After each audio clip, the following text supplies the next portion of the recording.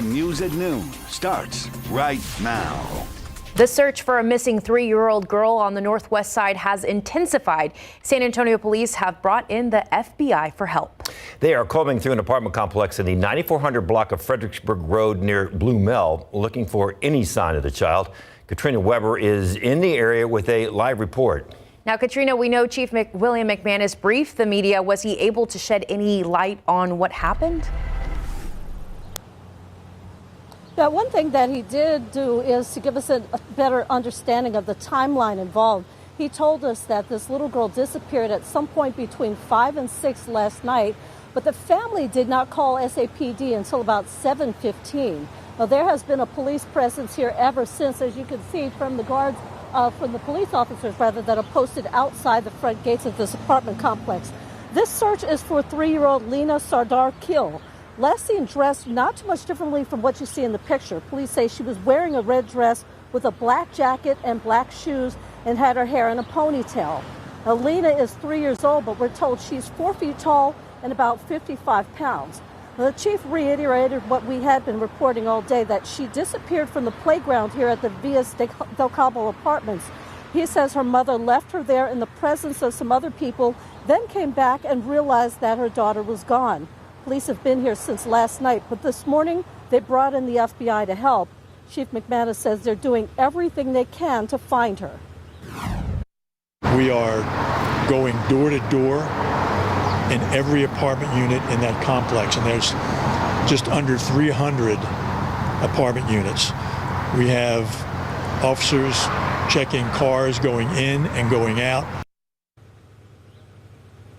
Yeah, we've been telling you about those checkpoints since early this morning. Police even checked our car as we exited the apartment complex. Chief McManus says once they are done there at that apartment complex, they will fan out and start searching some other locations in this area. In the meantime, police are asking anyone who has any information on this missing 3-year-old to please give them a call. The number is 210-207-7660. Again, 210-207-7660. Reporting live on the Northwest Side, Katrina Weber, KSAT 12 News. Thank you, Katrina. New at noon, an update to a murder investigation. Police say they've found the suspect. Officers arrested 33-year-old Michael Anthony Hinojosa Jr. and charged him with murder. According to police, on November 7th, the suspect and victim started arguing at a home in the 300 block of Jesse Street. At some point, police say Hinojosa pulled out a gun and shot the victim multiple times, killing him. The suspect took off in an SUV. The shooting was caught on surveillance camera, and police said they were actually able to use that footage and a witness account to identify Hinojosa. Also new at noon, a fire rips through a northeast side home, destroying it. That's according to the San Antonio Fire Department. We're told crews arrived at the home in the 9300 block of I-10 East near Loop 1604 just before 8 this morning. Crews say the fire was caused by a wood-burning stove. There were no injuries since no one was home at the time. The firefighters say the home is considered a total loss. Taking a live look with live cam, 59 degrees. Much colder. When I woke up this morning, it still read 37. Was my wait, wrong? it's winter. It's winter. Happy winter. Happy winter. But was it accurate? Didn't get your car. Yes, we got down to 37 degrees here in town. A lot of freezing temperatures. Valverde, heading up I-10, all hit freezing earlier this morning. And right now, 59. So we've warmed up quite nice. Already gained 20 plus degrees here in town. We'll continue. This was about our high temperature yesterday, and we'll obviously get a little bit higher than that. Dew points at 46. Now that's interesting because that number has come up because you can't get down below what the dew point is. And so we had those dew points down in the 30s earlier this morning. That has started to come back in here. Good visibility, and look at that. You look outside, it is just absolutely beautiful out there, and it's going to be staying this way for the next few days. Plenty of sunshine and much, much warmer temperatures over the next couple of days. As a matter of fact, we are going to see lots of sunshine, mid-60s today. Then tomorrow, another chilly start. We'll be down about mid-40s or so, warmer then in the afternoon. So the big warm-up continues. And basically, I mean, there's no kind of spinning this different. It's going to be heating up this week, and it's going to be, well, downright hot, low 80s for Christmas. One of the hottest Christmases we've seen around here in a long time. Details coming up just a couple of minutes. Alicia. Thank you, Mike. And new details in a shooting investigation this noon. We've learned that the victim in the case says he thought the suspect was going to rob him. Police say around 2 this morning, the suspect knocked on the victim's motel room door. This happened at a Motel 6 near I-35 and Rittiman Road. According to officers, the victim says when he opened the door, the suspect pulled out a gun. Then the victim tried to wrestle the weapon away from that suspect. In the process, both men were shot. They were taken to the hospital. And police are searching for the people involved in a shooting outside a bar on South Presa near Old Corpus Christi Road overnight. Just before 2 this morning, a group of people got into an argument in the parking lot, and that's when someone pulled out a gun and started shooting. The man who police say was not part of that group was shot in the shoulder. He was taken to the hospital. At last check, officers had not made any arrests. Now to the coronavirus. Omicron is now the dominant COVID-19 variant in the U.S. That's according to the Centers for Disease Control. And the first Omicron death in the country was just reported here in Texas. The new surge comes as families get set to celebrate the holidays and the new year. As ABC's Andrew Dimbert reports, the White House is now vowing to take more action to keep people from getting sick. With the Omicron variant now the dominant coronavirus strain in the U.S., according to the CDC, truly unprecedented in the rapidity with which a virus spreads. The White House is taking new action to combat the surge. 1,000 military personnel are being deployed to help overrun hospitals, nearly a 5-fold increase to military doctors, nurses, and paramedics already pitching in. FEMA is being called in to set up hospital overflow sites and distribute supplies like ventilators and deploy ambulances to transport patients from crowded facilities to one with open beds.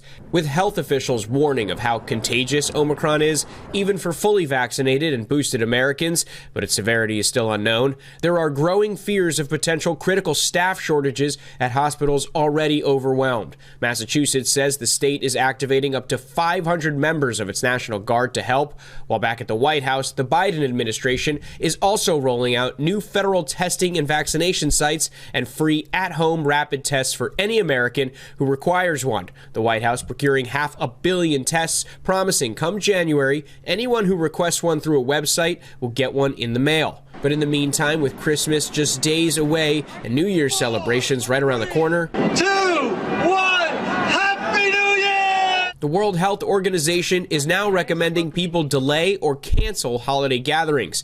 Meanwhile, Dr. Anthony Fauci offering this guidance ahead of the holiday week, suggesting it's safe for most families who are vaccinated to gather. What you want to stay away from is indoor congregate settings in which you do not know the vaccination status of the people around you. That would be quite risky. Andrew Dimbert, ABC News, New York. Coming up in a few minutes in sports, we're going to take you inside the den of a San Antonio legend. This SA Salute holiday greeting is brought to you by IAQ Cleaning. Hi, my name is Gilbert Ramirez and I am with IAQ Experts. Quiero darle gracias a los veteranos por su servicio. Gracias. Hunger doesn't take a break regardless if school is in session or not. So a local school district has opened 2 campus cafeterias during this winter break. Northside ISD is providing free breakfast and lunch for not only students, but all children from the area. Tiffany Huertas tells us about this resource and how it will help local families. With COVID, we definitely continue to see still meals insecurity for families. But Northside ISD students don't have to go hungry over the winter break. We provide these programs to offer free breakfast and lunch to children 18 years or younger. At Mary Hall Elementary School and Esparza Elementary School, free meals are being provided until Thursday to not only enrolled students, but children from area communities. Today's lunch menu, a chicken sandwich, fries, beans, and a fresh fruit. We always get great feedback from the community, from the families that participate, because it is a struggle. During the winter break last year, hundreds of families took advantage of this resource. Last year, we did provide a curbside service for families to come get bundled meals for breakfast, lunch, and supper. We had about 300 or so participants on a daily average. During this year's Thanksgiving break, about 40 families participated. The district hopes this resource provides relief for families this holiday season. It just brings joy. Even if we have 1 or 2 families participate, it's 1 or 2 families that didn't have to go without. Tiffany Huertas, KSAT 12 News. Let's get outside with Live Cam. It's a mere 60 degrees, some wispy clouds, and it's winter. Wispy. Wispy. It's winter. Wow. It is If winter. only we could keep this temperature. All year? No, not all year. Whoa. I mean, if we're going to wish big, right? The aquifer went come back in the middle of August next year. So anyway, the aquifer went up 1/10 of a foot in the past 24 hours. And we do have low amounts of mountain cedar and mold. That's been going down ever since it peaked, late last week. All right, what's it going to be like for this Christmas week? And of course, Friday night, Christmas Eve, as Santa comes. Details coming up in just a couple of minutes.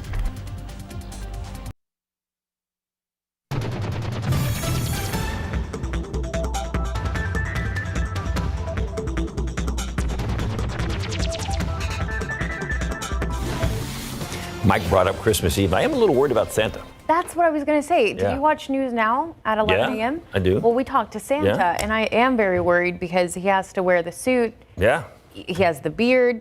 I mean, it's going to be serious weight loss program for him. What?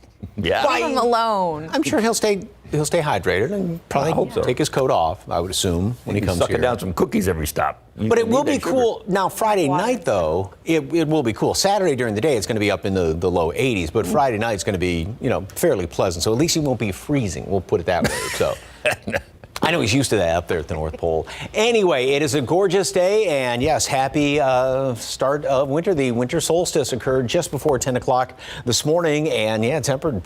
It's nice when the calendar kind of matches up with the weather and vice versa. We've got a lot of blue skies out there as of right now. It did get down to 37 degrees here in town earlier this morning. The average normal low temperature is 45, and then we did have some freezing temperatures even around, say, Bulverde. Got down right around freezing earlier this morning, up around Comfort, Kerrville, of course, Fredericksburg, and yeah, it was a nice, crisp, cool morning. It is going to be jacket weather the next couple of mornings. Right now, we are up to 59 degrees, 60 in Helotes, so just about, again, on track to get about a normal temperature later on today, right around the mid-60s. And the humidity, now this is interesting because we had a low temperature this morning of 37 degrees, so therefore our dew point temperature was lower than that because you can't go down below what the dew point is. So it's interesting how the dew points have started to come back into the picture just a little bit more. So that's not going to allow us to get as cold the next couple of mornings. Here's the visible satellite picture, and as we saw from one of those live cams, there's just a couple of high wispy clouds out there, just a few of those wispy clouds. That's some of the moisture loft in the atmosphere that's coming on in here. Of course, yesterday we had this real dry air kind of on the heels of that low that kept all the clouds around on Sunday. So here comes a little bit of high level moisture, maybe, other than a few high clouds, a little milky shade to the sky. Perhaps that'd be about it. So yesterday, that was our high temperature, what our current temperature is. And then again, we're going to be gaining about another, say, 5-6 degrees from where we are right now. So starting off on the cool side and then getting up to exactly about normal later on today. So perfect for the first day of winter. What is going to be interesting is the humidity, the dew point temperatures will continue to creep up. Now, anytime you're below 60, of course, it's really comfortable out there. You don't really notice the humidity. But of course, this has another kind of impact on the weather as far as not letting the low temperatures get as cool as I mentioned. So as this continues to come in here, it will stay a little milder in the morning hours. And notice how these dew points get back up into the 50s. But unlike the last couple of times when we've had a nice little taste, albeit short taste, of really cold air, the humidity on the heels of that has just kind of skyrocketed. That's not really going to be the case this week. It will go up, but it's going to be sort of a gradual increase as we head in toward the weekend. Nothing is really showing up. A couple of clouds showing up on the infrared satellite picture right now. And around the country, Alberta Clipper going through the Great Lakes. There's the system that gave us some of the rain over the weekend on Sunday, and just these few high clouds that are coming on in here. And that's pretty much about it. We are going to be seeing a lot of sunshine this week and some mild temperatures, and mild and warm and, well, for this time of year, downright hot. 65 degrees today for a high temperature, about 4 or 5 o'clock. Plenty of sunshine, maybe a little bit of a milky shade to the sky and a couple of those high wispy clouds. 72 tomorrow. We'll start off jacket weather the next couple of mornings. I mean, mid-50s, low to mid-50s. But look at the high temperatures going up by 4, 5, 6 degrees each and every day. 78 Thursday, 80 on Friday. The record Friday is 83 degrees, so that's going to be close. Now, the record Saturday is 90. I don't think we're going to be hitting that, 83, but still, we're almost 20 degrees above normal for Christmas. So, yeah, it's definitely not going to be a white Christmas. It's going to be a hot one, too. It's going to be a sweaty Christmas, I guess, best way to put it. Lisa, David? I liked how he described the clouds and the milky sky, right? Kind of a milky shade of the sky. When you get that extra moisture up there, you see that it's not that intense blue, just a little bit kind of. Very Bob Ross descriptions here. I love that. Thank you, Mike. He also used the phrase wispy. Yeah, you did too. Milky and wispy. All right. The UTSA Roadrunners taking a few hits before their bowl game even kicks off tonight. And you got your UTSA blue and orange on. That's Look right, at you, ready to go. Runners. Cheering on those Roadrunners. About the Spurs. They went on the road thanks to another triple-double from DeJounte. Highlights coming up.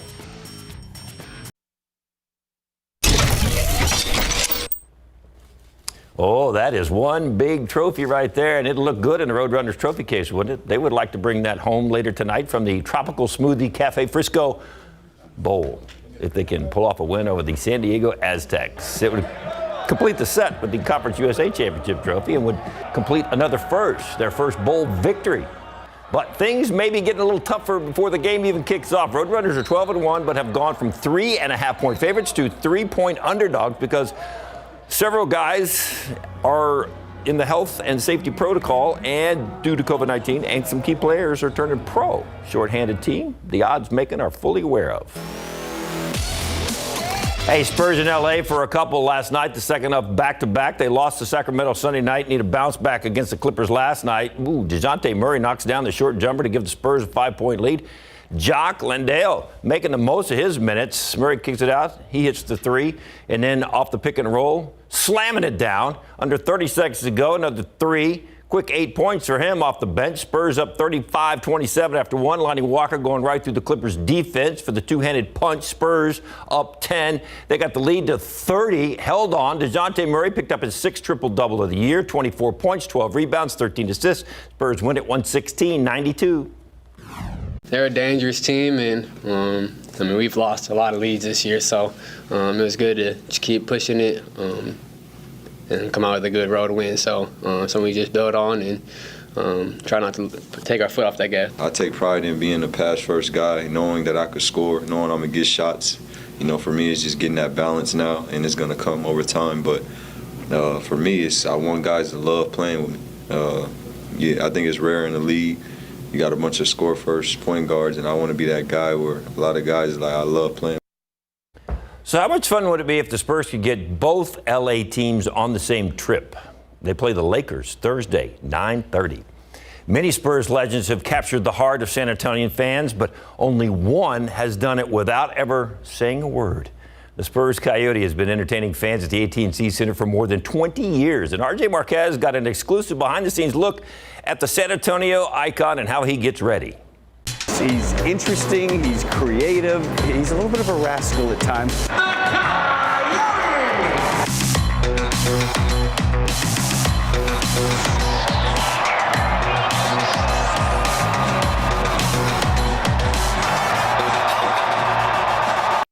When you think of the Spurs, you no doubt also think of their furry and fun-filled mascot, Coyote.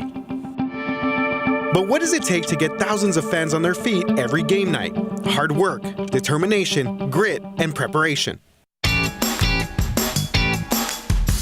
All joking aside, Coyote does have a lot on his plate. He entertains fans, and you can also catch him, or at least try to catch him, out in the community at different events. But much like the Spurs, it takes a team to round up Coyote. For this story, we went where few have ventured before, inside the Coyote's den, to check out his game day routine hours before tip-off. He's ready for any situation. Sometimes that requires multiple costume changes, a lot of popcorn, not always for eating, but to have some fun. Coyote is always ready to go on his toes or paws. That's what makes him a legendary award-winning mascot and the NBA's MVV, the most valuable barman. The Coyote's been around since 1983. His first game was against the Lakers. He came out and the crowd was like, what is he? Is he a bunny? Is he? Well, they weren't quite sure. And then very quickly, he became a staple with the Spurs. Coyote is an institution in San Antonio. He's as big as the players and just as popular with the fans and the community. And even though the Spurs roster may change year to year with different players, one thing will always stay the same: the Coyote bringing the fun and excitement to the city of San Antonio. Some of the greatest reactions that the Coyote gets are not planned. For example, there was one game, and it's infamous, and all I have to do is say one word, and that's bats. He came out in the Bat Coyote costume with a net and was running around, joking around, and he caught it. He literally caught a bat that was in the AT&T Center. By his presence, by his unique look, and by his animated, loving disposition, he is helping to bring in that next generation of Spurs fans. So whether it's catching bats or not wearing pants, Spurs Coyote is a South Texas legend. RJ Marquez, KSAT 12 News. When he caught that bat in the AT&T Center, that was unbelievable. So did the Spurs win that night?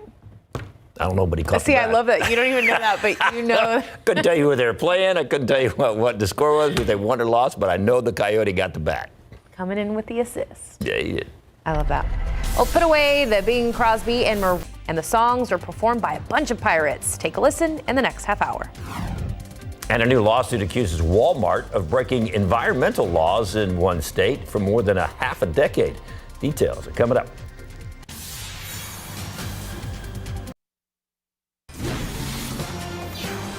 Jurors continue deliberating today in the manslaughter trial of former Minnesota police officer Kim Potter. After days of emotional testimony, closing arguments centered around whether the shooting of Daunte Wright was a tragic mistake or culpable negligence. ABC's Morgan Norwood is in Minneapolis with more. The jury deliberating a second day, combing through evidence and witness testimony in the trial of Kim Potter, the former Brooklyn Center police officer who shot and killed Daunte Wright during a traffic stop in April. Potter pleading not guilty to first and second degree manslaughter charges. The defendant told you her sons will be home for the holidays. But you know who won't be home for the holidays is Daunte Wright. Inside the same courtroom where Derek Chauvin was convicted of murdering George Floyd, Potter's lawyers leaving the panel with these final words, hoping to convince the jury that Wright's death was a tragic accident, saying Potter mistook her firearm for her taser. Nobody's perfect, ladies and gentlemen, and this lady here made a mistake, and my gosh, a mistake is not a crime. Potter's lawyers insisting she was justified in using deadly force because she feared Wright would injure another officer while driving away. Daunte Wright caused his own death, unfortunately. If he would have gone and with the officers, been handcuffed, go to the squad car, go take your ride downtown, and it's over. But the prosecution refuting that claim. There's no mistake defense. You will not see an instruction on the defense of mistake. The judge will not give you an instruction that says a person is not guilty if they commit a mistake. That's not the law. Now, the judge has said that she does not want to keep this jury over the holidays. So if the panel hasn't reached a verdict by Thursday, they'll return next week to continue deliberations. They've been fully sequestered. Morgan Norwood, ABC News, Minneapolis. And a jury deliberating Ghislaine Maxwell's case. Prosecutors accused Maxwell manipulated and enticed vulnerable females and identified her as a key accomplice in Jeffrey Epstein's extensive scheme to sexually abuse underage girls. In closing arguments delivered yesterday, Maxwell's defense attorney said her client is, quote, an innocent woman wrongfully accused of crimes she did not commit, end quote. If convicted on the counts she's facing, Maxwell could face up to 70 years behind bars. Epstein died in jail in 2019 as he was awaiting to stand trial. The Capitol Insurrection Committee has requested an interview and documents from Congressman Scott Perry of Pennsylvania. However, Perry has declined that request. The Republican lawmaker is the first sitting member of Congress the panel has requested to speak with. The committee has requested Perry provide information for its investigation surrounding his efforts to, quote, install former Department of Justice official Jeffrey Clark as acting attorney general, end quote. Investigators say Perry pushed the Justice Department to overturn the election and met with President Donald Trump ahead of the January 6th attack. Nobody, member of Congress, former president, nobody in America is above the law. It is unclear if the committee will issue a subpoena to require Perry to testify, but this is an option since the attack on Capitol Hill almost a year ago. Authorities have made more than 700 arrests and conducted dozens of prosecutions. 61 degrees. Still some wispy clouds, though. Some wispy clouds, milky skies. The milky shade. Oh, The milky shade. That's milky right. shade. But then if you're going to, what did you say, Bob Ross? Yes, Bob Ross. Then you have to kind of whisper and talk like this. And then you just a tap the little trees. Anyway, well, you got him down. We have temperatures that started off on the chilly side this morning, and as we head in toward Christmas Eve, 59 degrees. So it's going to be a very pleasant evening, albeit not too cold. And if you are heading off to, making plans for going to somebody's house for Christmas Eve, going to grandma's house for Christmas Eve, or church services, it is going to be, like I said, a very nice evening. And now that will be our low temperature overnight, maybe a little bit milder than that during the mid-evening hours. And then Christmas Day, it's going to be a hot one. Up to 83 degrees. How cold is it going to be tomorrow morning, first of all? Details on that coming up in just a couple of minutes. Alicia? Thank you, Mike. I'm still laughing about Bob Ross. All right, forget about dogs or chipmunks singing Christmas songs. No. Because a crew of Swedish pirates, they've released an album of Christmas songs for some serious seasonal merrymaking. A preview still ahead. And you've got a lot more in common with astronauts than you'd think. They're also waiting on an important package that's set to arrive before Christmas, but it's not filled with toys or gifts. What they're expecting coming up.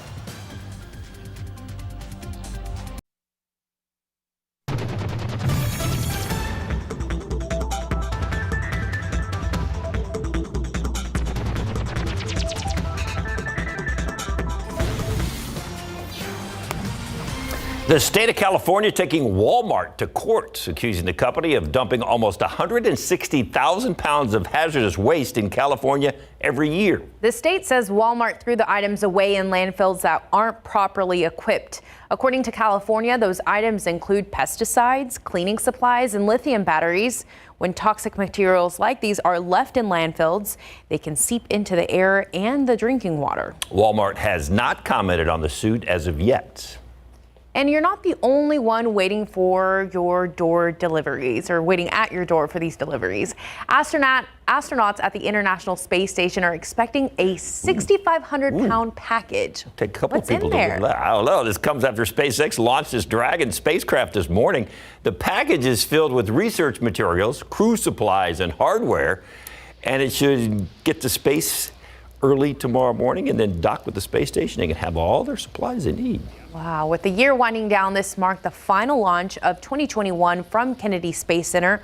All told, there were 31 launches from Cape Canaveral in 2021, 28 of which performed by SpaceX, which had a record year.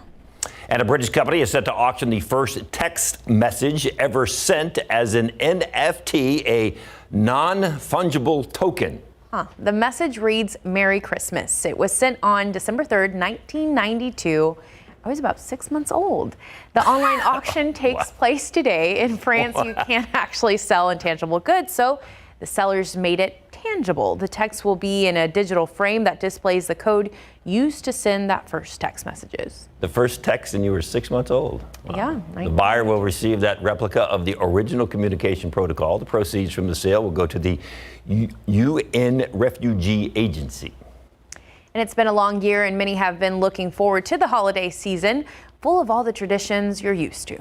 But 2021 was an eventful year, no doubt, full of things we're not used to. So why not cap it off a little differently with pirates singing Christmas carols? CNN's Rick Damigella has the story. Chant is Swedish traditional folk music. flirting, some with more modern styles like heavy metal, but just a touch.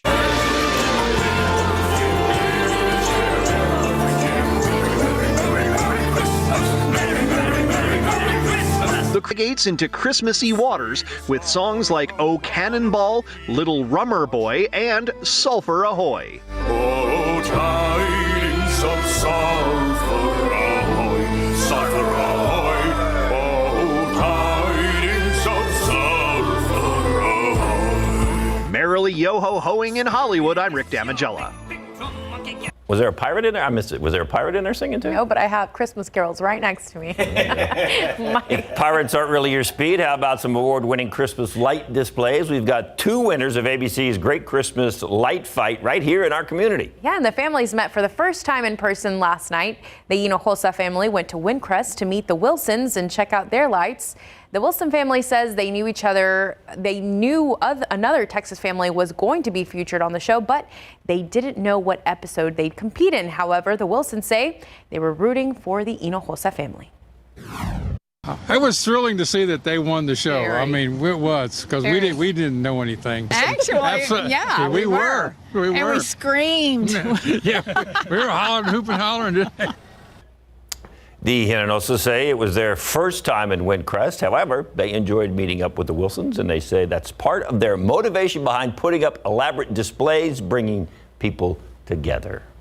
Looking around, people are together, they're with their families, and I see that every day in my home as people are coming through, and it's just, makes it all worth it. Not only children, but just adults, families, takes them back. We've got people coming from all over Texas, people that are in San Antonio for work, from Canada, from Italy, they're coming by and they hear about the display, so it just brings people together, and that's just our motivation, our family's motivation, just to do Christmas lights. And if you haven't seen those displays just yet, we have the details on where they're located on our website, KSAT.com.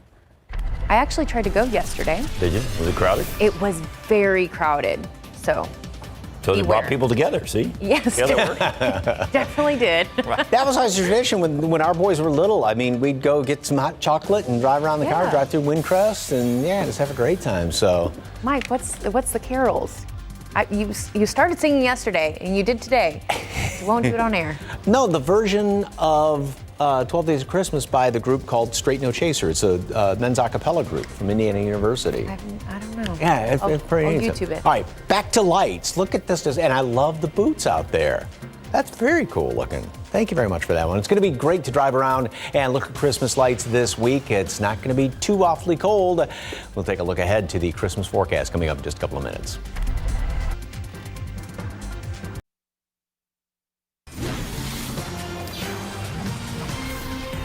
Welcome back. You okay? I'm fine. Oh, okay. I'm fine and dandy. It's almost Christmas. It's I going to know, be like you're in a the hard candy spirit. Christmas. Mickey Mouse. A hard candy Christmas. Is that like a song or something? It is. Can you sing it? No. Why I don't you can't. want to sing? Haven't you ever heard Dolly Parton sing the song about a hard candy Christmas? No. I haven't heard you sing it. Well, you're not going to. What's your favorite Christmas song? Christmas Carol. Mike, come on. What? Seriously, Oh Holy Night, one of those, or you got to get, Grandma got run over by a reindeer in there. Alicia? Two complete opposites. I saw Mommy Kissing Santa Claus. That's a good Jackson one. 5. The Jackson 5 version? Yeah, the Michael Jackson. Yeah, wow. Oh my gosh, good for you made you. me That is pretty good. When Yours? Probably the one song favorite would have to be Elvis's version of "O Come All Ye Faithful." Oh, okay. Yeah, that's a good one. It really kind of gets you. So, and of course, anything by Ray Conniff Singers. So, all right, take a look outside right now, and Lisa's going, "Who are the Ray Conniff Singers?" Mm-hmm. You want to pull up my phone for you? Yeah, please. We've got some high clouds out there. A little bit of high level moisture is moving in here from the west, and you can see this very well on the water vapor imagery. So yesterday we had the really dry air, the darker shade, that kind of brownish shade that shows up in the mid and upper levels of the atmosphere, and now a little extra moisture is coming on in here. And all that means is, again, some of those high clouds, a little milky shade of the sky, as I call it.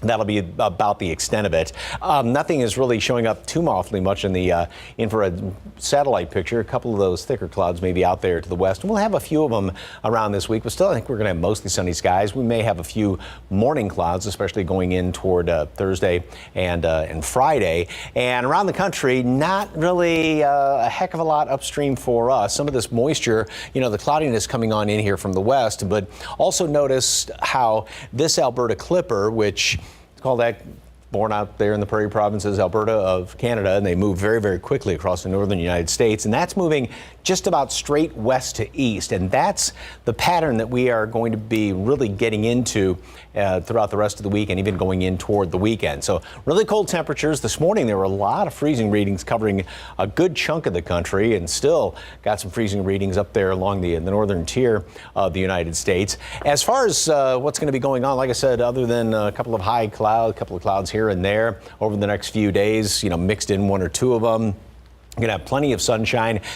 cool mornings, and then warming afternoons. We'll be up around the low 70s tomorrow at about 4 or 5 degrees each and every day, and that keeps going up until Christmas, when we are going to be it's really going to be peaking as far as temperatures, it looks like, over the weekend with the low 80s by Christmas as well as the day after. And as you can see with this long-range computer model, that other than those couple of clouds, nothing as far as any rain, perhaps off to the east by next week if something were to try to develop by next week. And the reason for it is, first of all, here's the low that gave us, this was on the heels. Of course, we had the front move through here on Saturday. That was the big rain producer. And then that low, which was sitting over there right around the Baja of California, that moved across the area, and that was helping to throw all that high level moisture in. Then on the heels of it, that pulled down some of the drier air, and that's why we had the beautiful blue skies yesterday and cleared out. So that will continue to kind of work its way off to the east, and this high down here now is going to really start to kind of take over, and that's going to be moving in, sitting almost on top of us. Straightens out those upper level wind lines, and really the dividing line between the Arctic air, the really cold stuff, would be right there along kind of the green band, if you will. And so all that really cold stuff will be staying, because what we'd like to see this time of year, if these lines coming straight down out of Canada, that's not going to be happening anytime soon. So that thing will stay in control, and this type of pattern really is a very benign, a very tranquil pattern. Yes, we will be on the warm side of things, but nothing as far as any, other than those few scatter clouds, nothing as far as any rain. And even going into next week, now it looks like there wants to be a trough trying to develop out there to the north and west of us, but I think that's going to be kind of a wait and see situation. This type of pattern, you usually like to see the high way off to the west, but in this situation, it's going to be staying mild. It looks like even in toward next week as well. So forecast today, a lot of sunshine out there, some of those high wispy clouds, Lisa, milky shade of the sky, 65 degrees for a high temperature. And then tomorrow we are going to be starting off, we'll be cold. I mean, 45 and low 50s, so jacket weather, but not in the afternoon. 72 tomorrow, 78 on Thursday. And then, of course, getting up into the 80s Friday, Saturday, Sunday. Yeah, going to be hot this weekend. By the way, my wife texted me and reminded me that it's the Carrie Underwood version of Oh Holy Night. And if you've never heard it, you need to hear it. Oh, yeah. Carrie Underwood? Okay. She's awesome. Yeah. Send me your playlist, Mike, so I can know more, learn more about music. Well, right now my wife's going, she's going to regret that. So anyway. Well, she wasn't even born before the first text was sent, so, you know. We'll be right back. We're coming back after this. All right, all you coffee lovers, here you go. People born with a quicker caffeine metabolism prefer black coffee. That is according to a recent study in the journal Nature's Scientific. And that could mean that it's not so much they like the bitter taste, but instead want strong coffee because of its higher caffeine content. The same people tend to prefer dark chocolate, possibly for the same reason. In the study, subjects who have a genetic marker associated with a higher sensitivity to caffeine were more likely to add cream and sugar. Researchers hope the study will further their understanding of the health benefits associated with both coffee and dark chocolate. You're not a coffee drinker. Not at all. So you would I can do the not dark know. chocolate, but the coffee is not. I nodded my head to all of those. Are you, Mike, a coffee drinker? Black coffee? Black. Black. Me too. Very strong. Yes. Yes. Same here. All right, well, we're about to make magic. Just 4 days until Christmas, and SA Live has everything you need for those last-minute preparations. Here's the other Mike and Fiona. My twin. So what's on the menu on the Market Square today? Let's find out.